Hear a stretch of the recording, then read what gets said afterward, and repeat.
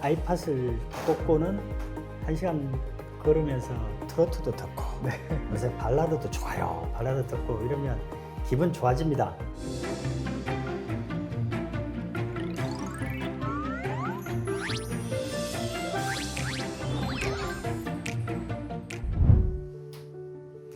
구독자 여러분 안녕하십니까? 우리 그 힘찬병원에서 얼굴로선 제가 이 사람보다 더 잘생긴 사람이 없다.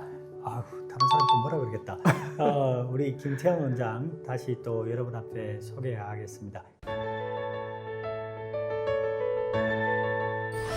오늘 주제가 인공관절 수술하고 뼈가 부러지는 경우에 어떻게 해야 인공관절을 안전하게 사용할 수 있느냐 하는 주제를 가지고 이야기를 하려고 하는데 한번 케이스를 이야기해 주십시오. 케이스 여러 개를 좀 가지고 왔는데 수술 전, 수술 후 엑스레이 이렇게 2장씩 가져왔습니다. 이 환자분 같은 경우 보면은 오른쪽 무릎의 대퇴골 부위가 이제 부러졌는데 금속 위에 금이 가 있는 이 골절선이 보이고 뼈가 이제 좀 어긋나 있는 모습을 볼 수가 있죠. 그래서 통계적으로는 100명 중에 1명 미만으로 돼 있습니다. 그래서 퍼센테이지로 1% 미만인데 환자분들 중에는 이제 걷다가 넘어지는 경우 혹은 어디 부딪히는 경우, 낙상을 해서 이제 다치는 경우 여러 가지 상황들이 발생함으로 인해서 뼈가 이제 부러지는 경우가 있고요. 그래서 골절이 생기면 이제 금속을 뼈에다가 이제 박아서 원래 뼈 모양으로 최대한 맞춰서 고정하는 그런 수술을 한 케이스입니다. 뼈가 부러져서 고정을 저렇게 수술 참 잘했네요. 다음 케이스 봅시다. 네, 이 환자분 같은 경우도 이제 비슷하게 부러졌는데 아까랑 이제 골절선이 반대 방향으로 이렇게 사선으로 부러진 형태가 되겠고 옆에서 보는 사진에서 봤을 때 이게 꺾여가지고 인공관절 금속이 뼈 속으로 들어가 있는 그런 모습을 볼 수가 있습니다. 원래 이제 뼈가 금속 이렇게 밖에 나와 있으면 안 되거든요. 수술할 때 조금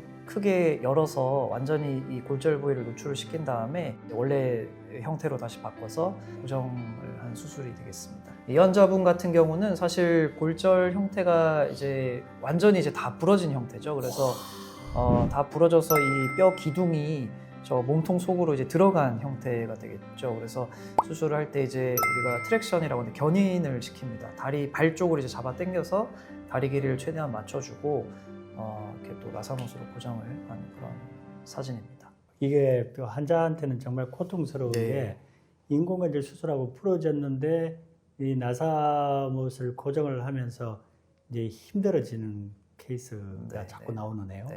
이 환자분 같은 경우는 그 조각이 이제 크게 3조각이 났습니다. 몸통이 사선으로 부러지고 아래쪽으로 또 하나 더 부러져서 통 3개의 조각으로 이제 나눠졌는데 이걸 이제 하나하나 다 맞춘 다음에 길게 이제 금속으로 고정한 형태가 되겠고요. 이분 같은 경우는 재치환수를 한 인공관절입니다. 그래서 보면은 대퇴골 쪽에 기둥이 박혀 있죠. 그런데 그 부분이 이제 부러졌습니다. 그래서 이거 같은 경우는 굉장히 좀 고민을 많이 했는데 조금 이제 특수한 이 케이블이라고 하는데 그거를 뼈에다가 이제 감아서 형태를 원래대로 맞춰주고 그 이후에 이제 다시 금속판을 댄 형태가 되겠습니다. 와, 그 부러진 것도 굉장히 심하게 부러졌고 수술 자체도 많이 힘들었네요. 네네. 이분 같은 경우는 이제 굉장히 수술 난이도가 어려운데 원래 이제 금속 위쪽이 많이 부러지는데 금속이 있는 부위 자체가 이제 부러진 형태로 보시면 되겠습니다. 그래서 바깥쪽이 사실 이 뼈가 좀 많이 남아 있어야지 수술을 할 때 고정력이 센데 이분 같은 경우는 바깥쪽에 금속이 붙어 있는 뼈가 거의 없어가지고 금속을 이제 바깥쪽에 하나만 대기가 어려워서 양쪽으로 다 고정을 했고 또 뼈 사이에 잘 보시면 이제 인공뼈를 넣어놨습니다. 이게 이 기둥 역할을 하는 인공뼈를 넣어서 딱 지지대가 이제 있고 그 양 옆으로 안쪽에 금속판, 바깥쪽에 금속판 이렇게 고정을 하는 케이스가 되겠습니다. 이분이 아마 마지막 케이스 같은데 이분 같은 경우도 금속 바로 윗부분이 부러지다 보니까 부러지면서 이제 뼈 속으로 이제 금속판이 들어갔고요. 그래서 수술할 때 견인을 해서 뼈를 바로 맞추고 금속판으로 고정한 케이스가 되겠습니다.